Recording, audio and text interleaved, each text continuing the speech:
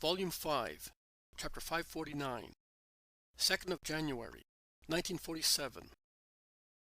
Going to Ephraim. In the fresh, clear, early dawn, the fields around Nike's house are all green with new shoots of corn, only a few centimeters high, as delicate in shade as very clear emeralds. The orchard, which is closer to the house and is still bare, looks even darker and more massive, compared with the delicate stems and with the paradisiac serenity of the airy sky.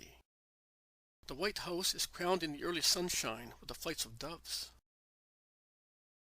Nike is already up, and she is diligently ensuring that the departing persons have what may comfort them during their journey. First of all, she dismisses Lazarus's 2 servants, who are kept by her for that night, and who, after taking some refreshment, go away, trotting their horses. She then goes back into the kitchen where the maidservants are preparing milk and food on big fires. And from a large earthen pot she pours some oil into 2 smaller ones, and then some wine into 2 small wineskins. She urges a servant who is preparing loaves of bread as thin as buns to take them to the stone oven that is ready. From large boards, on which cheese is desiccated in the warmth of the kitchen, she picks the best whole ones. She takes some honey and pours it slowly into some small vessels fitted with firm taps. She then makes up several bundles containing the foodstuffs, and one of them contains a whole kid or lamb that a servant takes off the spit on which it was roasted. Another contains apples as red as corals. In another there are edible olives. In a third one there are dried currants. There is one of peeled barley. She is closing this last package when Jesus enters the kitchen and greets all the people present. "Master, peace to you. Are you up already?" "I should have been up earlier, but my disciples were so tired that I let them sleep on." "What are you doing, Nike?" "I am preparing. They will not be heavy, see? 12 parcels. And I have taken into consideration the strength of the bearers." "And what about me?" "Oh, Master, you already have your burden," and tears begin to shine in Nike's eyes. "Let us go outside, Nike. We shall be able to speak in peace." They go out, and they move away from the house. "My heart is aching, Master." "I know, but it is necessary to be strong, considering that you have not grieved me." "Oh, let that never happen. But I thought that I would be able to stay near you, and that is why I came to Jerusalem. Otherwise, I would have stayed here, where I owned these fields." Also Lazarus, Mary and Martha thought they would be able to be with me. And you can see. "Yes, I can see. I am not going back to Jerusalem anymore, as you are not there. I shall be closer to you if I remain here, and I shall be able to help you. You have already given so much." "I have not given anything. I would like to be able to take my house wherever you go. But I will come. I will certainly come to see what you need. What you told me to do now is right. I shall stay here until they are convinced that you are not here. But later. It is a long and difficult road for a woman, and it is not safe either." "Oh, I am not afraid. I am too old to be pleasant and attractive as a woman, and I do not carry treasures to be sought as a prey. Highwaymen are better than many people who consider themselves holy, and instead are thieves and want to rob you of your peace and freedom. Do not hate them, Nike.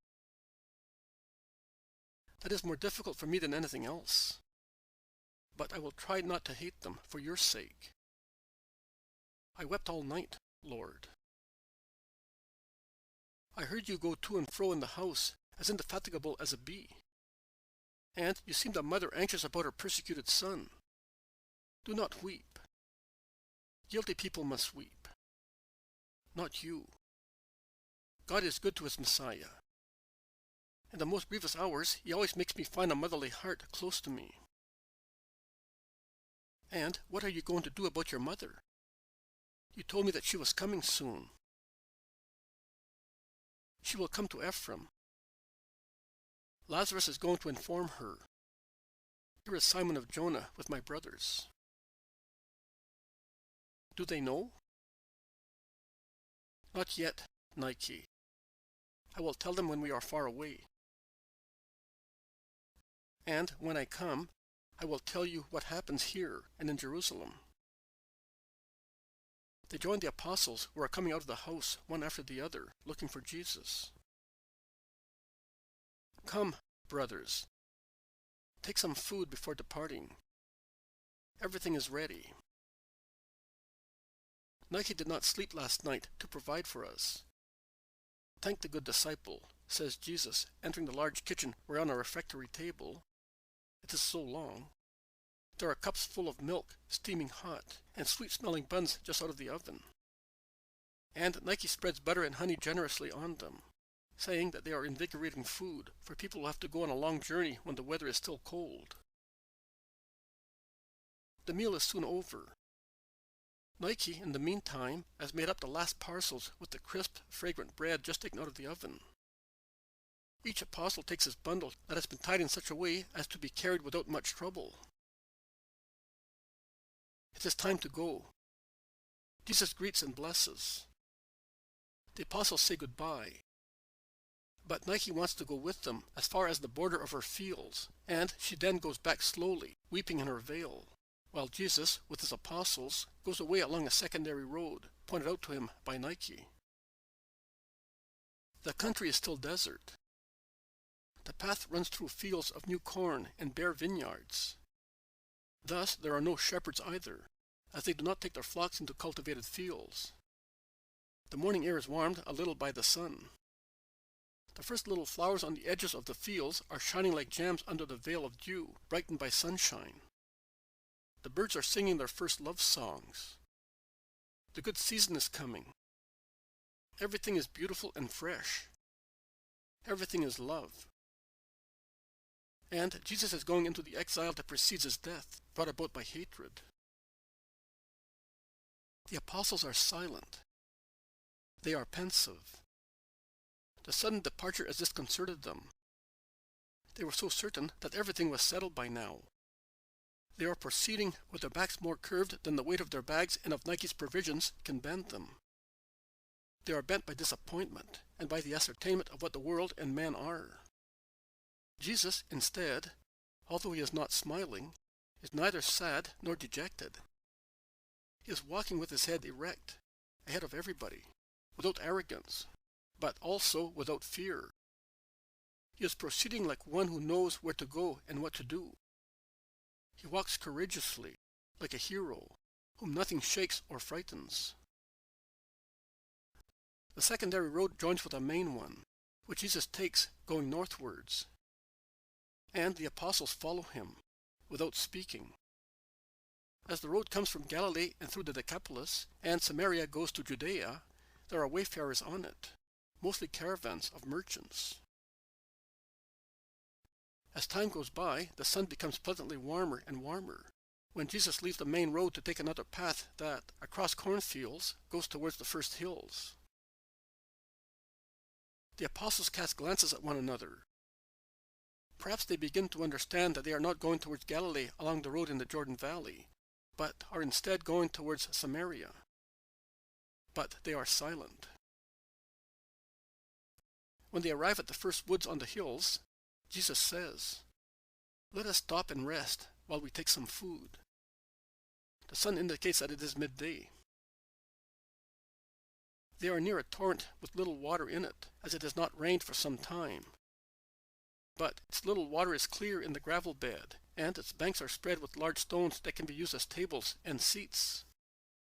They sit down after Jesus has blessed and offered the food, and they eat in silence, and as if they were lost in thought. Jesus rouses them, saying, "Are you not asking me where we are going? Do your worries of the future make you dumb, or do I no longer seem to you to be your master? the 12 raised their heads, 12 distressed or at least bewildered faces that turned toward the tranquil face of Jesus, and one only, "Oh!" is exclaimed by 12 mouths. And the exclamation is followed by the reply of Peter, who speaks on behalf of everybody. "Master, you know that we always consider you our master. But since yesterday, we are like people who have received hard blows on their heads. And everything seems to be a dream to us. And although we see and know that it is you, you seem to be already far away. We somehow have had this impression since you spoke to your father before calling Lazarus, and since you brought him out of his sepulchre, tied as he was, only by means of your will, and you made him live only by the strength of your power.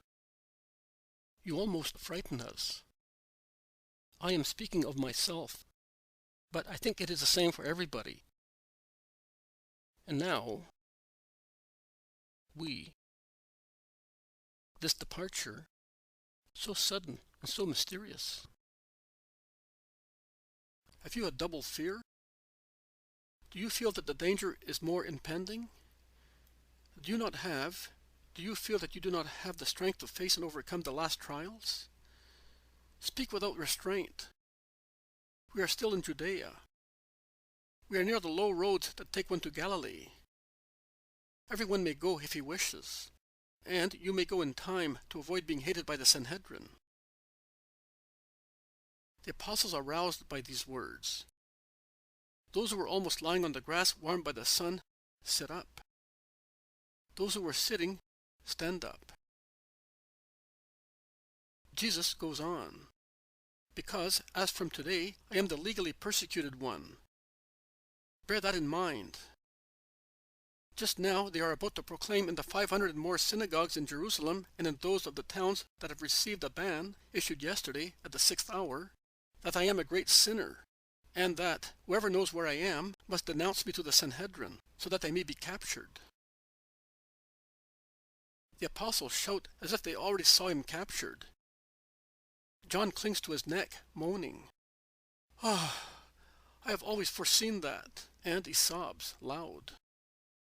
Some curse the Sanhedrin, some invoke divine justice, some weep, some become petrified. Be silent and listen. I have never deceived you. I have always told you the truth. When possible, I defended and protected you. Your presence near me has been as pleasant as that of sons. I did not even hide my last hour, my dangers, my passion from you. But those were problems that concerned me exclusively. Now your dangers, your safety, and that of your families are to be taken into consideration. I ask you to do that with absolute freedom. Do not consider them in the light of your love for me, or of your election made by me. As I am releasing you from every obligation towards God and His Christ, just imagine that we have met here, now, for the first time, and that, after listening to me, you decide whether it is convenient for you or not to follow the unknown man whose words have moved you. Imagine that you hear me and see me for the first time, and that I say to you, bear in mind that I am persecuted and hated, and that whoever loves me is persecuted and hated as I am, in his person, his interests, his affections. Remember that persecution may end up with death and the confiscation of the family property. Think it over and decide. I will love you just the same if you say to me, "Master, I cannot come with you any more." Are you becoming sad? No, you must not. We are good friends who decide with peace and love what is to be done, with reciprocal compassion. I cannot let you face the future without making you ponder over it. I do not disesteem you. I love you all. I am the Master. It is obvious that the Master should know his disciples. I am the shepherd, and it is obvious that a shepherd should know his lambs. I know that my disciples, if they had to face a test without being sufficiently prepared, not only in the wisdom coming from their Master, and which is therefore good and perfect, but also in their own ponderation of the situation, might fail, or at least they would not triumph like athletes in a stadium. To measure oneself and to evaluate circumstances is always a wise rule, in little and great things. I, the shepherd, must say to my lambs, "Here I am now going to enter a place of wolves and butchers. Have you enough strength to go among them?"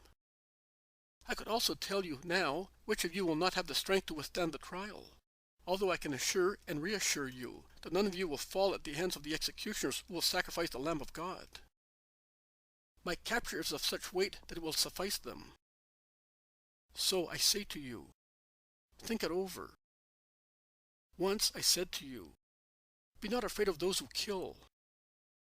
I said, "He who, having laid his hand on the plow, looks back and considers the past and what he may lose or acquire, is not fit for my mission." But they were rules to give you the measure of what it meant to be disciples, and rules for the future that will take place when I am no longer the master, but my believers are the masters. They serve to strengthen your souls. But even such strength, which is undeniable, you have acquired, as compared with the non-entities you were, I am referring to your spirits, is still too little with respect to the greatness of the trial. Oh, do not think in the secrecy of your hearts. The Master is scandalized at us. I am not scandalized. On the contrary, I tell you that you must not be scandalized, neither now nor in the future, at your own weakness. In all future times there will always be people among the members of my church, both lambs and shepherds, who will be inferior to the greatness of their mission. There will be periods when the idle shepherds and the idle believers are more numerous than the true shepherds and the true believers. Periods of eclipse of the spirit of faith of the world. But an eclipse is not the death of a star. It is only a temporary, more or less partial obscuring of the star. Afterwards, its beauty reappears and it looks brighter. The same will happen to my fold. I say to you, ponder over it. I say so to you as your master, shepherd, and friend. I leave you completely free to discuss the matter among yourselves. I am going over there, to that thicket, to pray. One by one will come and tell me what you have decided. And I will bless your sincere honesty, whatever it may be. And I will love you for what you have given me so far. Goodbye. He stands up and goes away. The apostles are terrified, puzzled, moved. At first they cannot even speak. Then Peter is the first to say, "May hell swallow me if I want to leave him. I am sure of myself. Even if all the demons in Gehenna, led by Leviathan, should come against me, I would not move away from him out of fear." "Neither would I." "Am I inferior to my daughters?" says Philip. "I am sure that they will do him no harm." The members of the Sanhedrin threaten, but they do so to convince themselves that the Sanhedrin still exists. They know very well that they have no power if Rome is not agreeable. Their sentences. "It's Rome that judges," says the Iscariot boldly. "But the Sanhedrin is still concerned with religious matters," remarks Andrew. "Are you afraid, perhaps, brother?" "Bear in mind that there have never been cowards in our family," says Peter threateningly, as he feels that his heart is overflowing with warlike spirit. "I am not afraid, and I hope I shall be able to prove it. I am only telling Judas what I think." "You are right. But the mistake of the Sanhedrin consists in wishing to make use of a political weapon, as they do not wish to say, or to be told, that they have lifted their hands against the Christ. I know that for certain. They would that is, they would have liked to make Jesus commit sin, and, thus, make him contemptible to the crowds. But with regard to killing him, hey, no. They are afraid. Their fight has no human comparison, because their souls are frightened. They do know that he is the Messiah. They know that very well. so much so that they realize that they are done for, because the new time is coming, and they want to overthrow him. But will they overthrow him? No.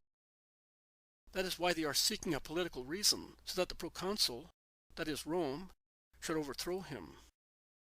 But the Christ does no harm to Rome, and Rome will do no harm to him, and the members of the Sanhedrin are howling in vain. So, you are staying with him? Of course. More than anybody else. I have nothing to lose or gain by staying or by going away. I have only to love him. And I will do that, says the zealot. I recognize him as the Messiah, and consequently, I will follow him, says Nathanael. So will I. I have believed him to be the Messiah since John the Baptist pointed him out to me as such, says James of Zebedee. We are his brothers. To our faith we add the love of kinship. Is that right, James? Says Thaddeus. He has been my son for years, and I follow his course.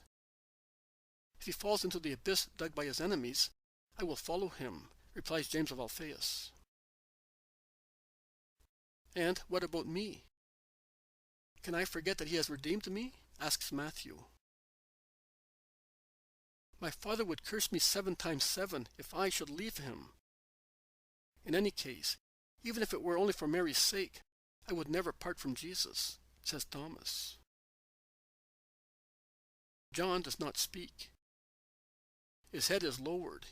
He looks dejected. The others mistake his attitude for weakness, and many ask him, "And what about you? Are you the only one who wants to go away?"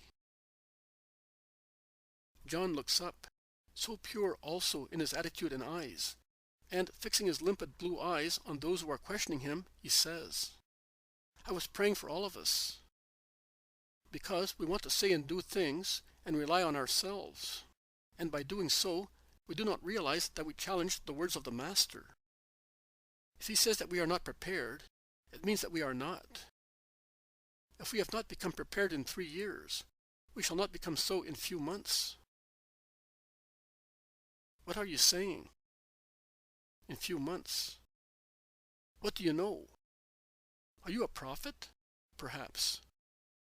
They assail him with questions, almost reproaching him. I know nothing. So, what do you know?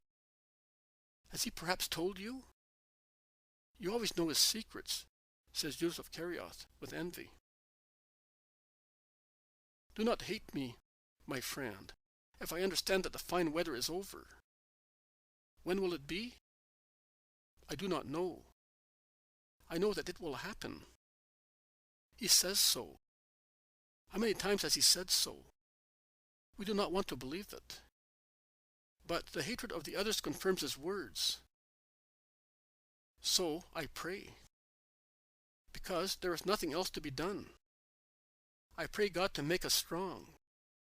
Do you not remember, Judas, when he told us that he had prayed his Father to have strength against temptations?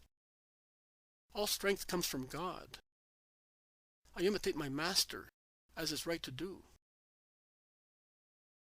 Well, are you staying or not? Asks Peter. And where do you want me to go if I do not stay with him who is my life and welfare? But as I am a poor boy, the most miserable of all, I ask everything of God, the Father of Jesus and ours. That is settled. So we are all staying. Let us go to him. As he is certainly sad, our loyalty will make him happy, says Peter. Jesus is prostrated in prayer. With his face on the ground, in the grass, he is certainly imploring his Father, but at the shuffling of feet he stands up and looks at his apostles. He looks at them with a rather sad gravity. Be happy, Master. None of us are going to leave you, says Peter. You have decided too soon, and hours or ages will not change our minds, says Peter. Neither will threats change our love, proclaims the Iscariot. Jesus stops looking at them as a group, and he gazes at them one by one. A long look which everyone withstands fearlessly.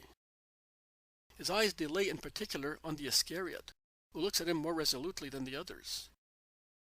He opens his arms in a gesture of resignation, and he says, "Let us go. You, all of you, have signed your destiny." He goes back to the place where he was. He picks up his bag and says, "Let us take the road to Ephraim, the one they pointed out to us." To Samaria? They are utterly astonished. To Samaria, or at least to its borders. John also went to live there until the hour fixed for his preaching the Christ. But that did not save him, objects James of Zebedee. I am not trying to save myself, but to save. And I will save at the appointed hour. The persecuted shepherd is going to the most unfortunate sheep, so that, forlorn as they are, they may have their share of wisdom to prepare them for the new time. He strides away, after the stop that has served both to rest and to respect the Sabbath, as he wishes to arrive before the paths become impassable at night. When they arrive at the little torrent that flows from Ephraim towards the Jordan, Jesus calls Peter and Nathanael and gives them a bag, saying, "Go ahead and look for Mary of Jacob.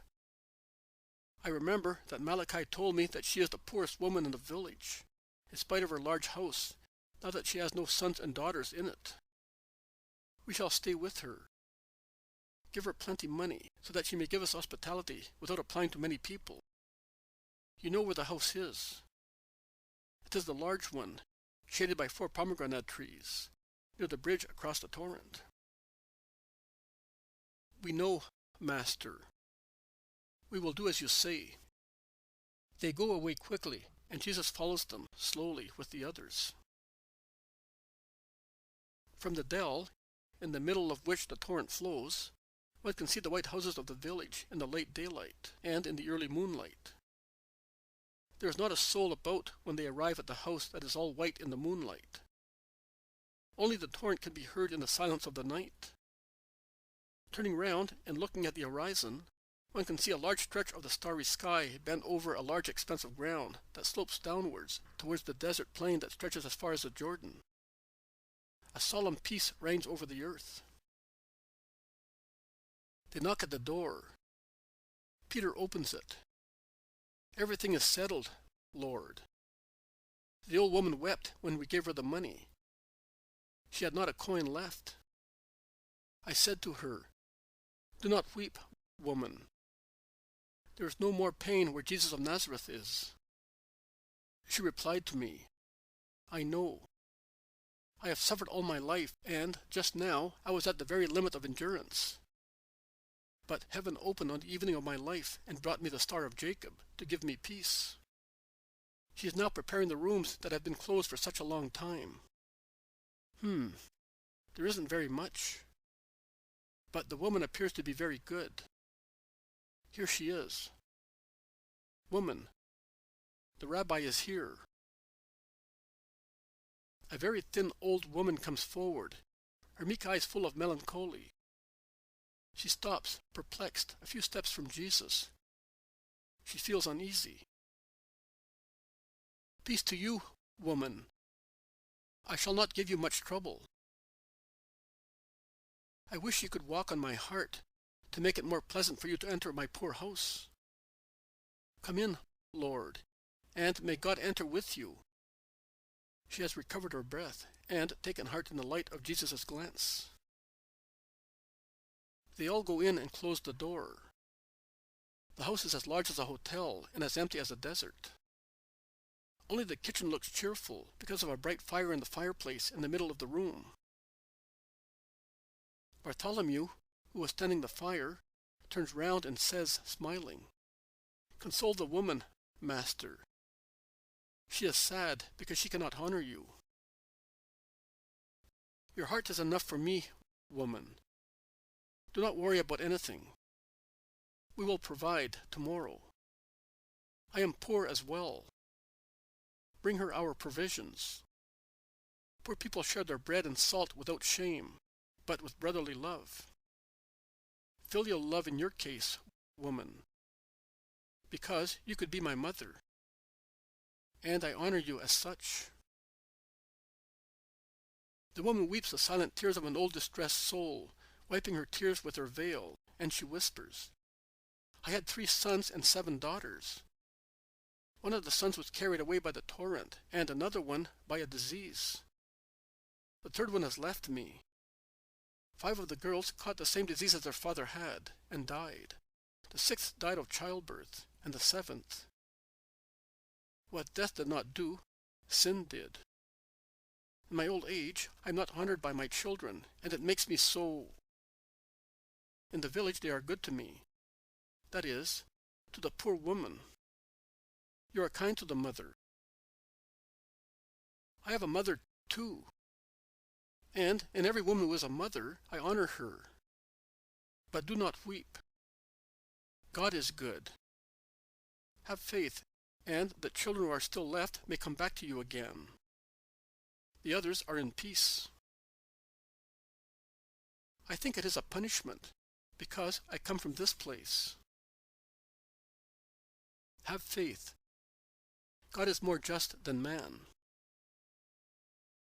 The apostles, who had gone to their rooms with Peter, come back. They bring provisions. They warm up on the fire the little lamb that Nike had roasted. They put it on the table. Jesus offers and blesses them, and he wants a little old woman to sit at the table with them, instead of sitting in her little corner, eating the poor chicory of her supper. The exile at the border of Judea has begun.